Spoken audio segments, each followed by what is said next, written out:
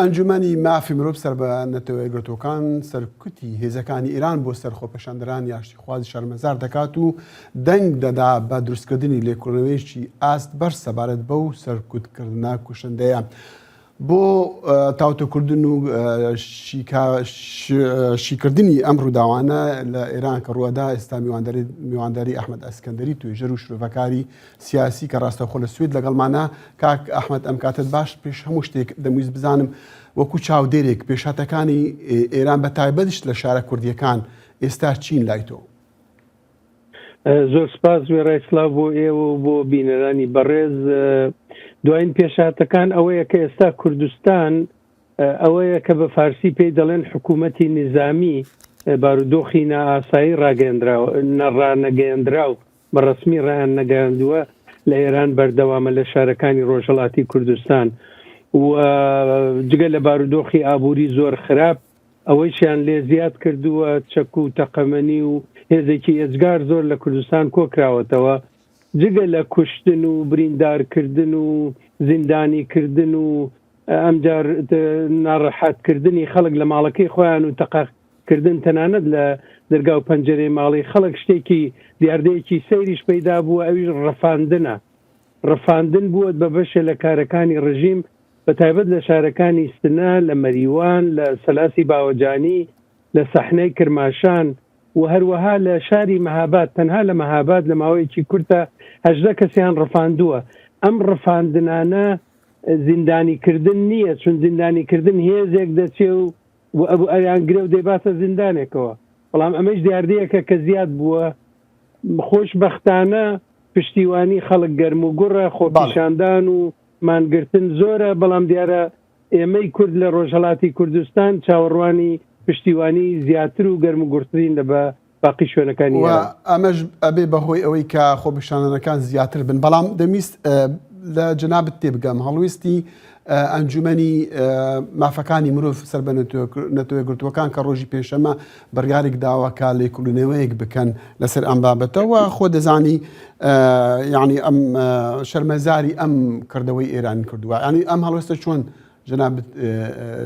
شی دەکەیتەوە؟ بە بۆچوونی من ئەم هەڵوێستێکی زۆر تاقانە بوو ماوەیەکی ئێجگار زۆرە کە شۆرای مافی مرۆڤی نەتەوەیەکگرتوەکان ئامادە نەبووە بەو شێوەیە ئێران محکوم بکە. ئەم جارە کردویانە لە کۆی 47 ئەندام 25 ئەندام وتیان ئەرێ 6 ئەندام وتیان ناو 16 ئەندامیش بەشدار نەبوون. ئەوی کە بۆ من سەرنجڕاکێش بوو بەشداری نەکردنی رووسیا بوو کە چین بەشداری کردو وتی نا بەڵام رووسیا بەشداری نەکرد. ئەم بڕیارە بۆ ئەوەیە کە کۆمیتەیەک بۆ گەڕان بە دوای ڕاستیەکاندا لە ئێران پەیدا بێ. ئەمە معنایەوەیە کە ئیتر مێکانیزمێ دەست پێەکە و هەموو ئەو کەسانی کە بڕیاردەرن و لە کوشتن و بڕین و گرتنی خەڵکو و وەک عەرزم کردی لەو ڕفاندنانشە بەشداریان هەیە بێ لە خۆیان بترسن بۆ دوا ڕۆژ. دیاردەیەکی سەیر ئەوەیە کە ئەم ئێران دەیەوێت چاوی لە دەرەوەی سنوورەکان ببڕێەوە بە قسەکانی دوێنێ ئایەتوڵا خامنەئیش دەرەکەوت کە دەیەوێت بڵێ کە لە دەرەوە ئیتمینان بدا بە لایەنگرانی خۆیان لە دەرەوەی سنوورەکان کە ئێمە هێشتا لە جێی خۆمان ماوین و ئەو کارەکە ئێوە پێشتر باسی ئۆپەراسیۆنی تورکیاتان کرد بۆ ڕۆژاوای کوردستان. کۆماری ئیسلامی ئێرانیش وا دیارە هەموو ئامادەکاریەکەکە بۆ ئەوە ئەویش هجووم بکات هجوومێکی زەمینی بۆ کاک ئەحمەد دەمویست داوا لە بودنەکەم قسەکان دەبڕم نەویست لە بابەتەکە دەرچین دەمویست باسی ئەوە بکەین بە تایبەتیش هەڵویستی ئەنجومەنی مافی مرۆڤی نەتەوەیەکگرتووەکان و کە بڕیاریان داوا لێکۆڵینەوە بکەن. ئەگەر لێکۆڵینەوەیە کرا پێشبینی چی دەکەین؟ یعنی پێشبینی ئەوە دەکەین کە ئێران پابەندی بڕیارێکی وابێ؟ دەزانیت چۆنە لەم شتانە زۆر جار بووە زۆر جار مەسەلەن بڕیارنامەیەک لە نەتەوەیەکگرتووەکان لە ئەنجومەنی ئاسایش دەرچووە و ئێرانی محکوم کردووە و ئێران زۆر دەربەز نەبووە جاری وایە. بەڵام ئەم جارە جیاوازیەکەی ئەوەیە کە یەکەم ئەو کۆمیسیۆنە دیاری کراوە، دووهەم وەکو عەرزم کردی 25 تەنها 25 ئەندام وتیانە بەڵێ بیکەن و تەنها 6 ئەندام ڕەتیان کردوێتەوە و سێهەم ئێستا ئەوەندە خۆپیشاندانەکان و دەنگدانەوەی ئەم سەر هەڵدان و شۆڕشە کە ئێمە پێی دەڵێن شۆڕشی ژینا لە کوردستان و لە ئێران بەربڵاو بووەتەوە کە لە هەموو دنیا دەنگی داوەتەوە ئیتر هەواڵی پێشێلکردنی مافی مرۆڤ ئەگەر ئەو کۆمیتای کە بە دوای ڕاستیەکاندا دەگەڕێ شتێکی بڵاو کردەوە یان هاتنە بەر تەلەڤیزیۆنەکان شتێکیانوت خەڵک خێرا گرەی دەداتەوە بە بارودۆخەکەەوە دەڵێن ئەها ئەمە ئەوانن وا ژن دەکوژن کورد دەکوژن مافی مرۆڤی تر پێشێل دەکەن ئەعدام و کوشتن و ئەوانە دەکەن بۆیە بە بۆچوونی من کارتێکردنی ئەوێ و زۆر ئەرێنی ئەوێ لە هەموو جیهان ڕاستە ڕەنگە ئەمە لەسەر ئاستی خەڵکی جیهان بێ لەسەر ئاستی جادەی وڵاتەکان بێ یان لە شارەکانە خۆپیشاندانەگووە وەکو هاوسۆزی خەڵکی ئیران بەڵام حکومەتەکان تو بڵێ یان هەڵوێستی کیوان هەبیان بڕیاری وا بدەن بۆ ئەوەی کارێک بکەن ئەم ڕەنگە یان ئەم نوتیژە لە ئێرانە ڕابگرن. من پێم وایە هەتا ئێستاش دەوڵەتی بایدن و دەوڵەتە ئەوروپایەکان بڕیاریان نەداوە بۆ ڕوخانی ڕژیمی ئێران. چین و رووسیا گەورەترین پشتیوانن ئەوە رووسیاش بینیمان لێرە ئامادە نەبوو دەنگی بخاتە دەنگی چین لێرە بە تایبەتی بەڵام یەکشت گرنگە ئەویژەوەیە نیشانەکانی دەرکەوتووە لەبەر لاوازی خودی ڕژیم لەبەر ئەو کێشەکانی ناوخۆیان و لەبەر ئەوەی کە ئەم سەر هەڵدانە ئێزگار زۆر بەربڵاو بووەتەوە وردە پشتیوانی وەیە گەڕان بە دوای ڕێگایەک بۆ ڕزگارکردنی ئەم ڕژیمە کەم دەبێتەوە.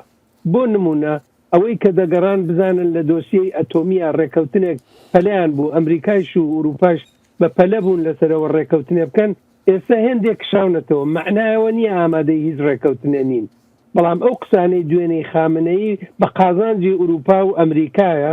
چون ڕێگادەستی ئەوان خۆشەکە دەناگە خامنەی دوێنێ کوتبای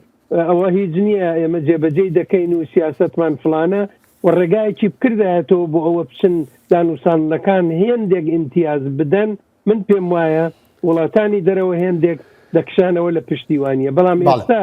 بەو تندبوونەی هەڵوێستی خامنەی و ڕژیم من پێم وایە بە قازانجی خەڵکە ئەمە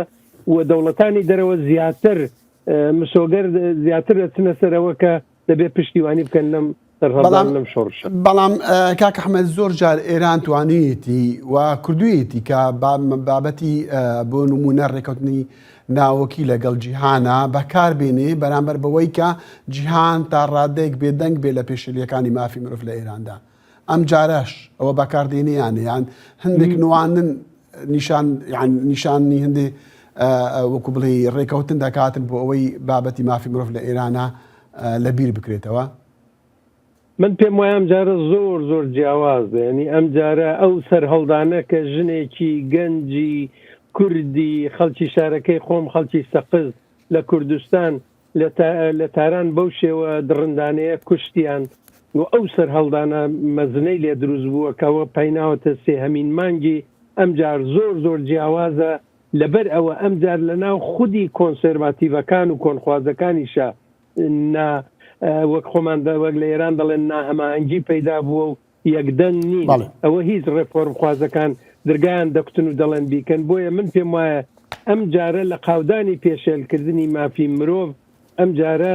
لەم هەلوو مەرجە تایبەتیەدا گوشارێکی زۆرتر دێنێ و ئومێد بە سەرکەوتنی ئەم شۆڕشە و ڕوخانی ئەم پێگای تێرۆریزم و کوشت و کوشتارە لە ڕۆژهەڵاتی ناوەڕاست خۆشتر دەکات. توێژەر و شرۆڤەکاری سیاسی بەرێز ئەحمەد ئەسکەندەری لە سویدەوە لەگەڵ مامۆ زۆر سوپاس. سوپاس بۆ ئێوەش.